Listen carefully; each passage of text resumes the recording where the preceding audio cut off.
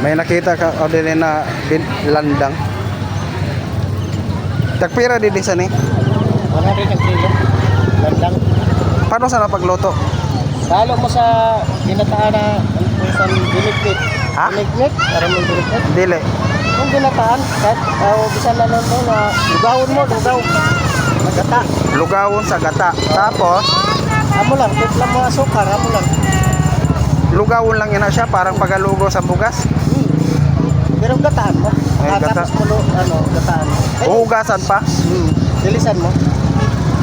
Ah, Kaya ni siyang sago, ano sa niya, pagkat sago. tapos pag naluto parang sago. Amo lang sa naluto parang lugaw. Lugaw. Pwede na haluas yung bugas. Pwede. Haluan bukas. Oh, pilit. Ano ba talaga? Yung malakit. Pwede haluan. Karoon na ko na nasulatan. Amoy na siya sa bure. Sabore. O landang. 100 ang kilo. Landang daw ko nin. Pabakal daw isa, matesting la ako. Pira kadlaw na bago masira. Hindi man ni maano. Ha? Ayaw lang pag-iikwan, pag-abak ito, kung dili mo pag-gamit, puputang mo lang sa ano, na mahal na hirap na. Pila ko sa landang. Open lang. Pila ko na 100 kilo.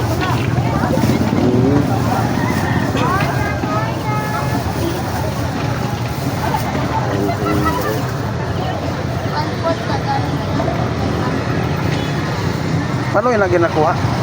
Hindi kayo kumaw.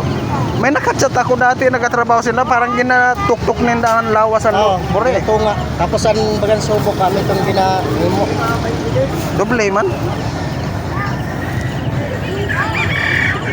Di tarang basta lugaw wala ko na nakabutang ang sen gata. Bahala na. Basta lugahon lang. Basta maluto. Ang mga naman sa'yo, kung may ginata na sinog na saging. Ayun, may saging dito, mahanap akong saging.